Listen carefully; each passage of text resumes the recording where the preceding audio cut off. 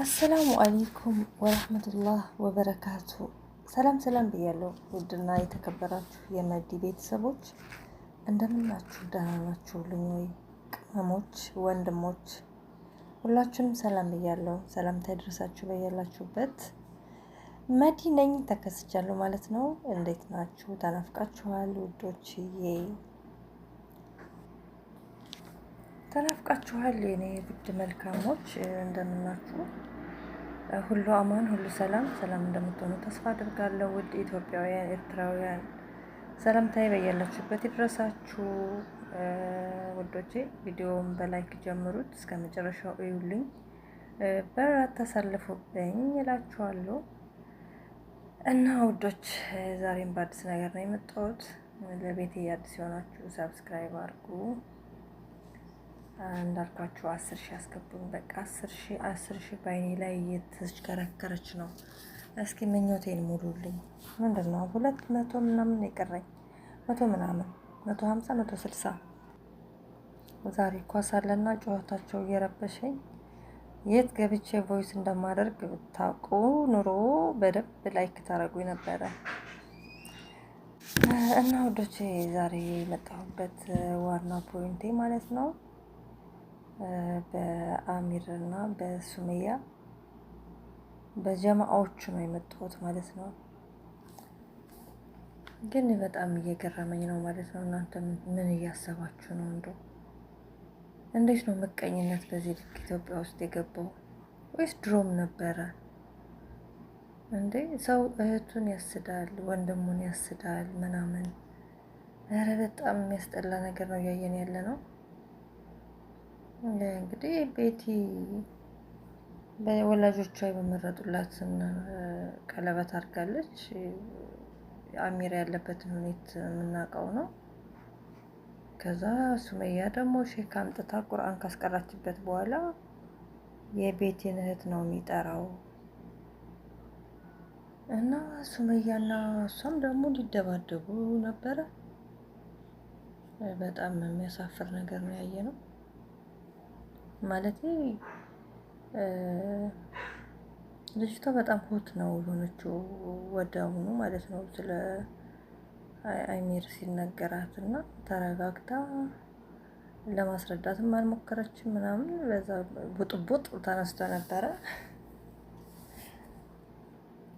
ከዛ እንግዲህ ዛሬ የሚቀጥለው ፓርት ዛሬ ተለቆ ነበረ። በብዙ ልመና በብዙ ጭቅጭቅ ኤሚርን ልታየው ወስና ይዘዋት መጥተው ነበረ እና መታ ደግሞ ያየነው አንቆ ሁሉ አለቅም ብሎ ኪያነት እያለ እውነት በጣም ነው ያሳዘነኝ። ግን ወጣትነቱ ገና ልጅ ነው፣ ገና ብዙ ነገር የሚጠበቅበት ልጅ ነው እና ጭራሽ ደግሞ እግሩን ታስሮ ምናምን ሳየው በጣም ነው ያዘንኩት እውነት ለመናገር። ደግሞ ቤተሰቦቹ አልሰሙም አሉ እንዴ? ምንድነው እንደ ቤተሰቦቹ ያልሰሙበት ምክንያት?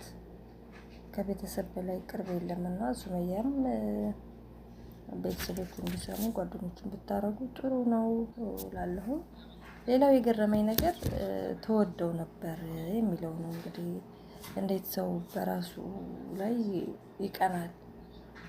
የእህቴ ነገር እንግዲህ የእሷ ደስታ ነው እንጂ ሊያስደስተኝ የሚገባው በእሷ ላይ እንደዚህ አልፌ ሄጄ መቀኝነት፣ ሌላ መተተምተት፣ እንደዚህ የሚያስጠላ ነገር ማሰራት እንደው ከምን የመጣ ነው? ምን ሆናል ነው? ምንድነው የለከፈን? በጣም ነው የገረመኝ እውነት ለመናገር። ደግሞ መደምደምም አይቻልም፣ ምክንያቱም ገና ያልተረጋገጠ ነገር ነው። ግን ደግሞ ቁርአን ከተቀራበት በኋላ ነው የእሷን ስም መጥራት የጀመረው።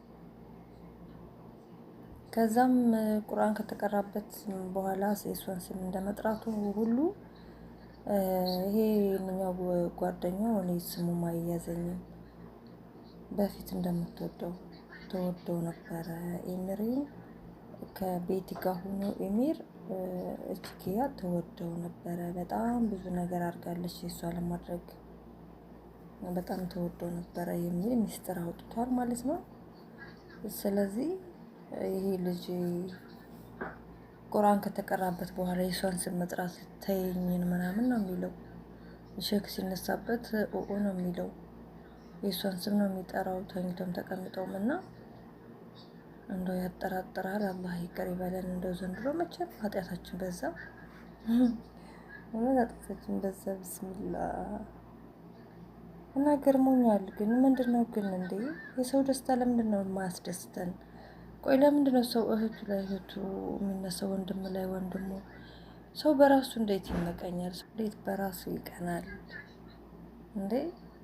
እህቴ የተሻለ ነገር ላይ ብትሆን ለኮራ ነው የሚገባኝ። የኔ እህት እኮ ናት ብዬ በአደባባይ በቃ የሷን ስም ለማንሳት ለመደሰት በቃ በሷ አልሐምዱሊላህ እንደሱ አይነት እህት ስለሰጠኝ፣ እንደሱ አይነት እድለኛ እህት፣ እንደሱ አይነት ወንድም፣ እንደሱ አይነት እንደው ከዛ ውጭ የሚያስደስት ምን ነገር አለና ነው ሰው የእህቱን ላይ እህት?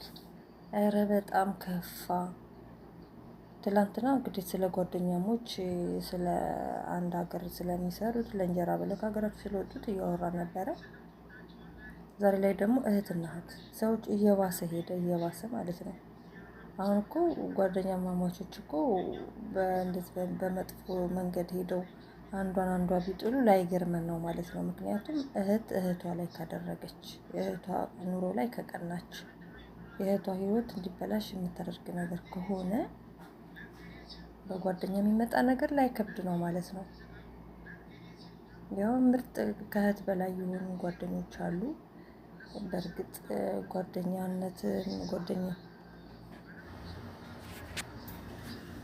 እና ቤተሰቦቼ በጣም ያዘንኩት በአሚር እና በማነች ስሟ ኪያ በምትባል ልጅ በሰው በእህቱ እንደዚህ በጣም ያስጠላል። እውነት ለመናገር በጣም ነው የሚያስጠላው። ረስድ ይቅርብን በእናታችሁ።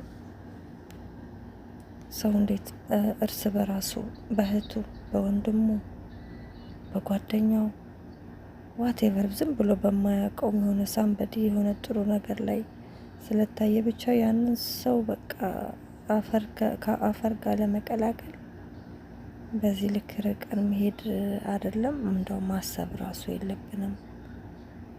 ነገ እኮ ሞት አለብን ቤተሰብ። ኧረ ከባድ ነው። እኔ በጣም ነው ያዘንኩት። አሁን ይሄ ወጣት ልጅ ነው ገና ታዳጊ ማለት ይቻላል። ሲጀመር እንደው ፍቅር ደረጃ ራሱ መግባቱ ነው ይገርመኛል። ጺም እንኳን ያበቀለ አይደለም እና እንደዚህ አሁን ህይወቱ ተበላሽቶ ቆሼ ከሳምንት በላይ ሌትና ቀን እዛ ቦታ ላይ ማደር በራሱ የብዙ የአጋንንት እንደተጠራቀመበት ነው። በጣም በጥሩ ነገር ሩቃ ያስፈልገዋል። ቤተሰብ ማወቅ አለበት። ወይዘሮ ንግስት ሱመያ ነገ ቤተሰቦቹ ራሱ እንዳይወቅሱሽ፣ አንቺ የቻልሽውን ሁሉ እያደረግሽ ነው፣ ከርጀዛሽን ይክፈለው። ነገር ግን ቤተሰብ ማወቅ አለበት። እህቶች፣ ወንድሞች፣ ቤተሰቦች አሉት ነው የተባለ ያለው። ለዚህ ማወቅ አለባቸው። ይሄ ልጅ ቤተሰብ እንደሌለው ብቻውን ባይሆንም ከጎኑ ጓደኞቹን ቢኖሩም አንቺን ብትንከባከቢው፣ ግን ደግሞ ቤተሰብ ወሳኝ ነው፣ ማወቅ አለባቸው። የተሻለ ሼክ የሚያውቁት ሊኖር ይችላል። በደንብ እዛው ቦታ ላይ ወስደው ያለ ማቋረጥ የተቀራበት የቁርአን ውሃም እየጠጣ በተደጋጋሚ ሩቃ ቢደረግበት የተሻለ ይሆናል። ከዛ በተረፈ ሙባረክና ቤቲ አንድ ላይ ተያይዘው ባይመጡበት እሱ ጋር ገባችሁ። እሷም ቀለበቷን አርጋ እሱም እጅ ለእጅ ተያይዞ በመጡ ቁጥር እሱ ወደ ሌላ ነገር ነው የሚሄደው። ምክንያቱም የወዳትን ልጅ ቤተሰብ ለሌላ አሳጭቶበታል። ስለዚህ በዚህ ህመሙ ላይ ሁለቱ ተያይዘው እሱ ፊት መጡ ማለት ህመሙን ማባስ ነው የሚሆነው። እንደገና ደግሞ በዚህ ዘመን እንዴት ነው ቤተሰብ ለልጅሽ ልጃችሁን የምታፈቅሪውን ተይና ይሄንን አግቢ ብሎ ማስገደድ እንደው ጥሩ ነው ወይ? ምንስ ልጆቻችንን የምንወድ ብንሆንም ግን ደግሞ የራሳቸውን መክረን ዘክረን ያልሆነ ቦታ እንዳይሄዱ መጠበቅ ነው ያለብን እንጂ እንደ ድሮ እንደ አያቶቻችን እንደ እናቶቻችን የሆነን ሰው አንስተን ይሄንን አግቢ ካልሆነ ይቅር አልልሽም ምናምን የሚባለው ነገር ማን ነው የሚኖረው? በእነዚህ ትዳር ውስጥ እኮ ሁለት ሰዎች ነች እኮ የሚኖሩት። እናትም መታ አትኖርም አይደል?